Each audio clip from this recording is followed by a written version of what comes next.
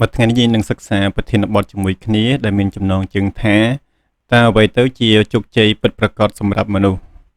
ចាំបងប្អូនទាំងអស់គ្នាចូលទៅកាន់ខគម្ពីរម៉ាថាយជំពូក6ខ33ជាមុនសិនចូលស្វែងរកនគរនិងសេចក្តីសុចរិតនៃព្រះជាមុនសិនទើបគ្រប់របស់ទាំងនោះនឹងបានប្រទានមកអ្នករាល់គ្នាថែមទៀតផងមនុស្សទាំងអស់សុទ្ធតែចង់បានជោគជ័យមនុស្សខ្លះកំណត់ថាជោគជ័យគឺមានទ្រព្យសម្បត្តិច្រើនខ្លះថាមានមុខតំណែងខ្ពស់ខ្លះថាមានកេរ្តិ៍ឈ្មោះល្បីល្បាញឬមានគ្រួសារដែលមានសុភមង្គលប៉ុន្តែការកំណត់និយមន័យនៃជោគជ័យនៅតែមានភាពខុសគ្នាទៅតាមការយល់ឃើញរបស់មនុស្សម្នាក់ៗយើងឃើញថាភាពជោគជ័យពិតប្រាកដរបស់មនុស្សមិនមែនជារឿងងាយស្រួលកំណត់ឡើយអ្នកខ្លះខិតខំរៀនសូត្ររហូតទទួលបានការអប់រំខ្ពង់ខ្ពស់ប៉ុន្តែមិនទាន់បានចាប់ផ្ដើមការងារផងក៏ជួបជំងឺធ្ងន់ធ្ងរឬក៏បាត់បង់ឱកាសក្នុងជីវិតអ្នកខ្លះទទួលបានជោគជ័យក្នុងការងារនិងមានទ្រព្យសម្បត្តិជាច្រើនប៉ុន្តែប្រើចំណេះដឹងនិងអំណាចទៅធ្វើការអាក្រក់បោកបញ្ឆោតឬធ្វើបាបអ្នកដទៃហើយនៅទីបំផុតផលនៃអំពើទាំងនោះក៏ត្រឡប់មករកខ្លួនឯងវិញអ្នកខ្លះទៀតគិតថាការឈ្នះចិត្តខ្លួនឯងគឺជាជោគជ័យដ៏ធំបំផុតការគិតបែបនេះមានតម្លៃមួយផ្នែកប៉ុន្តែមនុស្សគ្រប់រូបក៏នៅតែមានដែនកំណត់នៅពេលជួបការលំបាកខ្លាំងការឈឺចាប់ឬក៏សម្ពាធលើសកម្លាំងខ្លួនឯងនៅតែអាចបរាជ័យចំពោះភាពទន់ខ្សោយរបស់ខ្លួនជាក់ស្ដែងនៅក្នុងសង្គមសពថ្ងៃយើងក៏ឃើញថាមនុស្សស្មោះត្រង់ជាច្រើនត្រូវបានជនទុច្ចរិតធ្វើការបោកបញ្ឆោតហើយអ្នកដែលធ្វើអំពើទុច្ចរិតនោះខ្លះហាក់ដូចជាទទួលបានជោគជ័យបើអ្វីទាំងនឹងមិនមែនជាជោគជ័យពិតប្រាកដសម្រាប់មនុស្សតើមានអ្វីទៅជាជោគជ័យពិតប្រាកដសម្រាប់មនុស្សតទៅនេះយើងនឹងស្វែងយល់ជាមួយគ្នានៅចំណុចនីមួយៗខាងក្រោមនេះចំណុចទី1ជោគជ័យពិតប្រាកដគឺជាការស្វែងរកព្រះជាមុនជោគជ័យពិតប្រាកដមិនមែនចាប់ផ្ដើមពីការទទួលអ្វីៗបានទាំងអស់នៅលើលោកីយ៍នេះទេប៉ុន្តែចាប់ផ្ដើមពីការដាក់ព្រះជាចំណុចដំបូងគេបង្អស់ក្នុងជីវិតយើងមើលនៅក្នុងម៉ាថាយជំពូក6ខ33ចូលស្វែងរកនគរនិងសេចក្តីសុចរិតនៃព្រះជាមុនសិនទើបគ្រប់របស់ទាំងនោះនឹងបានប្រទានមកអ្នករាល់គ្នាថែមទៀតផងខគម្ពីរនេះបង្ហាញថាគោលដៅដំបូងនៃជីវិតមនុស្សមិនមែនជាការរត់តាមអ្វីៗខាងលោកីយ៍នេះជាមុនទេប៉ុន្តែជាការស្វែងរកនគររបស់ព្រះអម្ចាស់និងសេចក្តីសុចរិតរបស់ទ្រង់ជាមុនសិននេះមានន័យថាមនុស្សត្រូវរៀបចំអត្ថភាពជីវិតឲ្យបានត្រឹមត្រូវព្រះអម្ចាស់មិនប្រឆាំងនឹងការសិក្សាការងារការខិតខំទេប៉ុន្តែទ្រង់ចង់ឲ្យទាំងនោះមានលំដាប់ត្រឹមត្រូវមានទីតាំងត្រឹមត្រូវក្រោមការដឹកនាំរបស់ទ្រង់ដូច្នេះជោគជ័យពិតប្រាកដមិនមែនជាការមានអ្វីគ្រប់យ៉ាងនោះទេប៉ុន្តែជាការមានទិសដៅត្រឹមត្រូវនិងជីវិតដែលស្ថិតនៅក្នុងព្រះハរតីរបស់ព្រះអង្គបន្ទាប់ពីយើងដឹងថាការស្វែងរកព្រះអម្ចាស់ជាមុនជាគោលដៅដំបូងហើយយើងត្រូវសួរបន្តថាតើការស្វែងរកព្រះអម្ចាស់ជាមុននោះបង្ហាញក្នុងជីវិតដូចម្ដេចយើងមើលនៅក្នុងទំនុកដំកើងជំពូក37ខ4ចូលយកព្រះយេហូវ៉ាជាសេចក្តីអំណររបស់អ្នកនោះទ្រង់នឹងប្រទានឲ្យអ្នកបានដោយបំណងចិត្តពេលមនុស្សរីករាយនៅក្នុងព្រះអម្ចាស់និងដាក់សេចក្តីស្រឡាញ់លើទ្រង់ជីវិតនោះនឹងទទួលបានទិសដៅត្រឹមត្រូវការរីករាយនៅក្នុងព្រះអម្ចាស់មិនមែនមានន័យថាជីវិតគ្មានទុក្ខលំបាកទេប៉ុន្តែមានន័យថាសេចក្តីប្រាថ្នានិងបំណងចិត្តត្រូវបានបង្វែរទៅរកអ្វីដែលល្អនិងសុចរិតអ្នកដែលស្វែងរកព្រះអម្ចាស់ដោយចិត្តស្មោះនឹងមិនប្រើជោគជ័យដើម្បីអួតអាងឡើយប៉ុន្តែប្រើវាដើម្បីគោរពព្រះនិងជួយអ្នកដទៃនេះហើយជាគោលដៅដ៏ខ្ពស់បំផុតនៃជីវិតដូច្នេះការស្វែងរកព្រះអង្គម្ចាស់ជាមុនមិនមែនត្រឹមតែជាគំនិតបែបអប់រំដោយពាក្យសម្ដីប៉ុណ្ណោះទេប៉ុន្តែជាគន្លឹះនៃជីវិតដែលមានលំនឹងនិងមានតម្លៃពិតប្រាកដនៅខាងក្នុងយើងមើលនៅក្នុងសុភាសិតជំពូក3ខ5ដល់ខ6ចូលទីពឹងដល់ព្រះយេហូវ៉ាឲ្យអស់ពីចិត្តកុំឲ្យពឹងផ្អែកលើយោបល់របស់ខ្លួនឡើយត្រូវឲ្យទទួលស្គាល់ទ្រង់នៅគ្រប់ទាំងផ្លូវឯងចុះនោះទ្រង់នឹងតម្រង់អស់ទាំងផ្លូវច្រករបស់ឯងមនុស្សមិនត្រូវពឹងលើការយល់ដឹងផ្ទាល់ខ្លួនទេប៉ុន្តែត្រូវទុកចិត្តលើព្រះអម្ចាស់ក្នុងគ្រប់ទាំងផ្លូវរបស់ខ្លួនវិញមនុស្សអាចមានប្រាជ្ញាមានបទពិសោធន៍និងមានផែនការល្អ ប៉ុន្តែមិនមែនអ្វីៗគ្រប់យ៉ាងនឹងសម្រេចតាមការគិតរបស់ខ្លួនទេជោគជ័យពិតប្រាកដចាប់ផ្ដើមនៅពេលមនុស្សទទួលស្គាល់ថាព្រះអង្គម្ចាស់ជាអ្នកដឹកនាំជីវិតហើយមនុស្សគ្រាន់តែជាអ្នកដើរតាមផ្លូវដែលទ្រង់បង្ហាញប៉ុណ្ណោះនេះគឺជាប្រាជ្ញាដំបូងបំផុតនៃជោគជ័យពិតប្រាកដពីខគម្ពីរទាំង3ខាងលើយើងអាចឃើញច្បាស់ថាជោគជ័យពិតប្រាកដមិនមែនជាការប្រមូលផលប្រយោជន៍នៅខាងក្រៅជាមុនទេប៉ុន្តែជាការរៀបចំជីវិតឲ្យស្ថិតក្រោមព្រះハរតីរបស់ព្រះអង្គម្ចាស់ជាមុន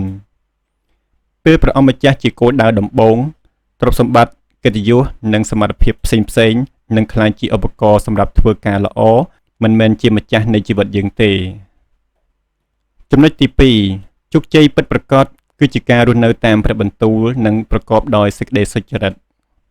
បើមនុស្សស្វែងរកព្រះអង្គម្ចាស់ជាមុនហើយជំហានបន្ទាប់ត្រូវរស់នៅឲ្យសមនឹងព្រះបន្ទូលរបស់ទ្រង់ព្រោះជោគជ័យពិតមិនមែនជាការដឹងអំពីព្រះតែប៉ុណ្ណោះទេប៉ុន្តែជាការរស់នៅតាមអ្វីដែលព្រះបន្ទូលបានបង្រៀនផងដែរយើងមើលនៅក្នុងយូស្វេជំពូក1ខ8កុំឲ្យគម្ពីរក្រឹត្យវិន័យនេះភ្លេចបាត់ពីមាត់ឯងឡើយគឺត្រូវឲ្យនឹកចិញ្ចឹងទាំងយប់ទាំងថ្ងៃវិញដើម្បីឲ្យបានកាន់ហើយប្រព្រឹត្តតាមអស់ទាំងសេចក្តីដែលកត់ទុកក្នុងគម្ពីរនេះឯងត្បិតគឺយ៉ាងនោះដែលឯងនឹងបានកើតការនៅគ្រប់ទាំងផ្លូវឯងហើយនឹងបានចម្រើនឡើងផងខគម្ពីរនេះបង្ហាញពីអំណាចនៃការពិចារណាព្រះបន្ទូលនិងការប្រព្រឹត្តតាមព្រះបន្ទូលមនុស្សដែលដាក់ព្រះបន្ទូលនៅក្នុងចិត្តនិងពិចារណាព្រះបន្ទូលទាំងយប់ទាំងថ្ងៃនឹងមានផ្លូវដើរដែលមានគោលដៅនិងមានប្រាជ្ញាជោគជ័យពិតប្រាកដមិនមែនគ្រាន់តែបានសម្រេចកិច្ចការប៉ុណ្ណោះទេប៉ុន្តែជាការសម្រេចការងារដោយមានភាពសុចរិតមានសេចក្តីពិតនិងមានព្រះបន្ទូលជាគោលដៅដឹកនាំបើមនុស្សជោគជ័យតែខ្វះសេចក្តីសុចរិតជោគជ័យនោះគ្រាន់តែជាស្រមោលមួយតែប៉ុណ្ណោះការរស់នៅតាមព្រះបន្ទូល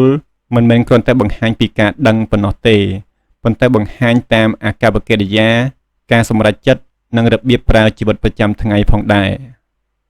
យើងមើលនៅក្នុងទំនុកដំកើងចំពុក119ខ105ព្រះបន្ទូលនៃទ្រង់ជាចង្កៀងដល់ជើងទូបង្គំហើយជាពន្លឺបំភ្លឺផ្លូវរបស់ទូបង្គំផងព្រះបន្ទូលជាពន្លឺនិងជាចង្កៀងសម្រាប់ជីវិតនៅពេលដែលមនុស្សជួបភាពងងឹតនៃភាពសង្ស័យភាពស្ទាក់ស្ទើរការលបួងឬការបោកបញ្ឆោតព្រះបន្ទូលជួយឲ្យយើងមើលឃើញផ្លូវដែលត្រឹមត្រូវដូច្នេះជោគជ័យពិតប្រាកដមិនមែនគ្រាន់តែជាការឈ្នះគេឬឈ្នះកលៈទេសៈទេប៉ុន្តែជាការអនុញ្ញាតឲ្យព្រះបន្ទូលដឹកនាំជីវិតឲ្យមិនវង្វេងមនុស្សដែលរស់នៅក្នុងពន្លឺនៃព្រះបន្ទូលនឹងចេះបែងចែកអ្វីដែលត្រឹមត្រូវនិងអ្វីដែលខុសហើយនឹងដឹងថាជោគជ័យពិតមិនអាចសាងឡើងលើអំពើអាក្រក់បានឡើយយើងមើលនៅក្នុងបទគម្ពីរមីកាជំពូក6ខ8អោមនុស្សអើយព្រះបានបង្ហាញឲ្យឯងស្គាល់សេចក្តីដែលល្អតើព្រះយេហូវ៉ាសុបព្រះハរតីឲ្យឯងប្រព្រឹត្តដូចម្ដេចបើមិនមែនឲ្យប្រព្រឹត្តដោយសុចរិតឲ្យស្រឡាញ់សេចក្តីសប្បុរសហើយឲ្យដើរជាមួយនឹងព្រះនៃខ្លួនដោយសុភាពរៀបទៀបប៉ុណ្ណោះព្រះអង្គម្ចាស់ទាមទារឲ្យមនុស្សប្រព្រឹត្តយុត្តិធម៌ស្រឡាញ់សេចក្តីមេត្តានិងដើរជាមួយព្រះដោយភាពទន់ភ្លន់នេះជាសេចក្តីសុចរិតដែលធ្វើឲ្យជីវិតមានតម្លៃពិតប្រាកដបើមនុស្សមានសមត្ថភាពតែប្រើសមត្ថភាពនោះបោកបញ្ឆោតអ្នកដទៃនោះមិនមែនជាជោគជ័យទេតែបើមនុស្សប្រើសមត្ថភាពដើម្បីធ្វើការល្អជួយអ្នកដទៃនិងរស់នៅដោយភាពស្មោះត្រង់សុចរិតនោះគឺជាជោគជ័យដែលមានកិត្តិយសនិងមានតម្លៃចំពោះព្រះអង្គម្ចាស់ដូចនេះជោគជ័យពិតប្រាកដមិនមែនមានតែដើរតាមគោលដៅប៉ុណ្ណោះទេប៉ុន្តែត្រូវមានព្រះបន្ទូលជាពន្លឺដឹកនាំនិងសេចក្តីសុចរិតជាគោលការណ៍រស់នៅមនុស្សដែលមានភាពជោគជ័យបែបនេះទោះជាលំបាកយ៉ាងណាក៏មិនបាត់បង់តម្លៃព្រលឹងវិញ្ញាណរបស់ខ្លួនឡើយចំណុចទី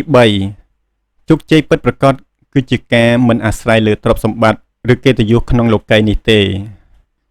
ជាច្រើនដងមនុស្សយល់ថាបើមានលុយមានអំណាចមានការសរសើរឬមានឈ្មោះល្បីនោះគឺជាជោគជ័យហើយប៉ុន្តែព្រះគម្ពីរបង្ហាញថារបស់ទាំងនោះមិនមែនអាចធានាជីវិតដោយជោគជ័យពិតប្រាកដបានឡើយយើងមើលនៅក្នុងលូកាជំពូក12ខ15រួចទ្រង់មានបន្ទូលទៅគ្រប់គ្នាថាចូលប្រយ័ត្នហើយខំជៀសពីសេចក្តីលោភចេញត្បិតជីវិតនៃមនុស្សមិនស្រេចនឹងបានទ្រព្យសម្បត្តិជាបរិបូរណ៍ទេខគម្ពីរនេះដាស់តឿនមនុស្សឲ្យប្រុងប្រយ័ត្នពីការលោភលន់ ជីវិតមនុស្សមិនមែនស្ថិតនៅលើទ្រព្យសម្បត្តិដែលខ្លួនកាន់កាប់ឬទទួលបានទេមនុស្សអាចមានរបស់ដែលខ្លួនត្រូវការច្រើនប៉ុន្តែក្នុងបេះដូងគឺនៅតែទេអាចមានទ្រព្យសម្បត្តិប៉ុន្តែគ្មានសន្តិភាពអាចមានឈ្មោះល្បីប៉ុន្តែគ្មានក្តីសុខសាន្តក្នុងចិត្តដូច្នេះជោគជ័យពិតប្រាកដមិនអាចវាស់តាមអ្វីគ្រប់យ៉ាងដែលមាននៅលើលោកីយ៍នេះទេប៉ុន្តែវាស់តាមការពេញដោយជីវិតខាងវិញ្ញាណវិញនៅពេលយើងយល់ថាទ្រព្យសម្បត្តិមិនមែនជាគោលដៅចុងក្រោយនោះយើងនឹងមើលឃើញថាកិត្តិយសខាងលោកីយ៍ក៏មិនអាចជាមូលដ្ឋាននៃជោគជ័យពិតប្រាកដបានដែរម៉ាកុសចំពុក8ខ36ត្បិតបើមនុស្សណានឹងបានលោកីយ៍ទាំងមូលតែបាត់ព្រលឹងទៅនោះតើមានប្រយោជន៍អ្វីសម្រាប់អ្នកនោះបើមនុស្សទទួលបានឬមានអ្វីទាំងអស់ដែលខ្លួនចង់បាននៅលោកីយ៍នេះតែបាត់ព្រលឹងខ្លួនទៅនោះមានប្រយោជន៍អ្វីនេះជាសំណួរដែលរំលឹកដល់មនុស្សពីការគិតខុសអំពីអ្វីដែលជាជោគជ័យមនុស្សអាចឈ្នះលោកីយ៍តែចាញ់ខ្លួនឯងអាចបានអ្វីៗគ្រប់យ៉ាងតែបាត់បង់សេចក្តីសុខសេចក្តីស្ងប់និងទិសដៅជីវិតដូច្នេះជោគជ័យពិតប្រាកដត្រូវតែរក្សាដល់ព្រលឹងនិងទំនាក់ទំនងជាមួយនឹងព្រះអម្ចាស់បើទ្រព្យសម្បត្តិនិងកិត្តិយសមិនអាចធានាជោគជ័យពិតប្រាកដបានទេនោះតែអ្វីដែលអាចធានាបានចម្លើយគឺជាជីវិតដែលមានតម្លៃនៅចំពោះព្រះនិងការប្រើជីវិតដើម្បីធ្វើការល្អយើងមើលនៅក្នុងទីម៉ូថេខ្សែទី1ចំពុក6ខ6ដល់ខ8តែការគោរពប្រតិបត្តិដល់ព្រះដែលមានទាំងចិត្តស្កប់ស្កល់ផងនោះជាកម្រៃមួយយ៉ាងធំមែនត្បិតយើងរាល់គ្នាមិនបានយកអ្វីចូលមកក្នុងលោកីយ៍នេះទេហើយច្បាស់ជាយើងពុំអាចនឹងយកអ្វីចេញទៅវិញបានដែរតែបើមានអាហារទទួលទាននិងសម្លៀកបំពាក់នោះក៏ល្មមឲ្យយើងបានស្កប់ចិត្តហើយការគោរពព្រះជាមួយនឹងចិត្តដែលស្កប់ស្កល់គឺជាផលចំណេញដ៏ធំមនុស្សមិនអាចយកអ្វីពីលោកីយ៍ទៅបានទេក៏មិនគួរឲ្យទ្រព្យសម្បត្តិក្លាយជាម្ចាស់គ្រប់គ្រងលើខ្លួនដែរជោគជ័យពិតប្រាកដគឺពេលមនុស្សចេះស្កប់ស្កល់ចេះប្រើអ្វីដែលមានដើម្បីប្រព្រឹត្តការល្អហើយចេះថែរក្សាដួងចិត្តឲ្យស្អាតនៅចំពោះព្រះដូច្នេះទ្រព្យសម្បត្តិនិងកិត្តិយសអាចជាអំណោយឬជាឧបករណ៍ប្រើប្រាស់ប៉ុន្តែមិនមែនជាគោលដៅចុងក្រោយនៃជីវិតឡើយជោគជ័យពិតប្រាកដគឺជាការមានជីវិតដែលស្មោះត្រង់ស្កប់ស្កល់និងមានតម្លៃអស់កលជានិច្ចចំណុចទី4ជោគជ័យពិតប្រាកដគឺជាការធ្វើការល្អដោយស្មោះត្រង់និងប្រកបដោយប្រាជ្ញាការធ្វើការល្អឬក៏អំពើល្អមិនមែនជាវិធីដើម្បីរកការសង្គ្រោះឲ្យរួចពីបាបនិងទទួលបានជីវិតអស់កលទេប៉ុន្តែជាផលផ្លែនៃជីវិតដែលបានផ្លាស់ប្រែដោយព្រះអម្ចាស់យើងមើលនៅក្នុងអេភេសូចំពុក2ខ10ត្បិតយើងរាល់គ្នាជាស្នាដៃដែលទ្រង់បង្កើតក្នុងព្រះគ្រីស្ទយេស៊ូវ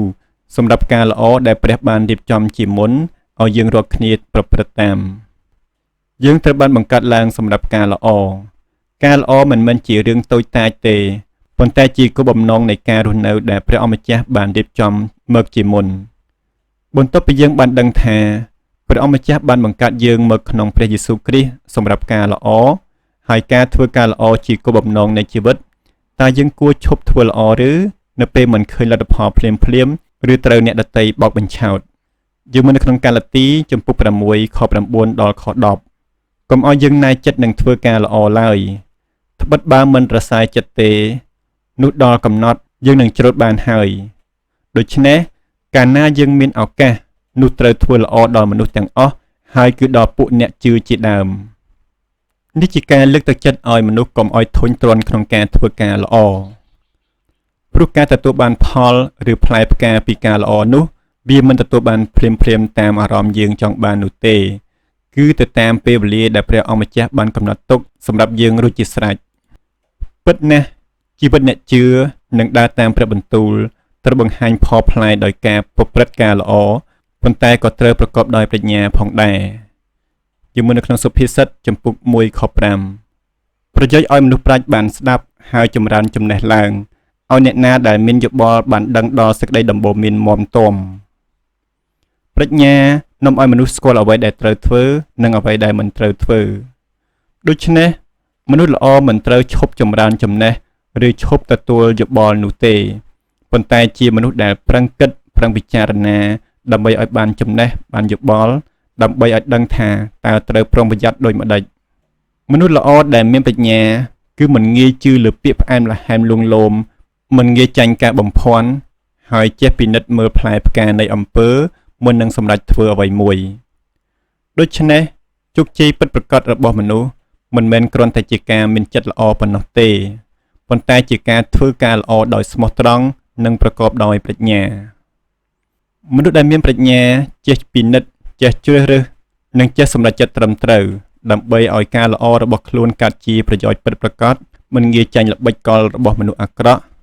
ហើយនាំមកនូវផលល្អសម្រាប់ខ្លួនឯងសង្គមនិងពួកជំនុំ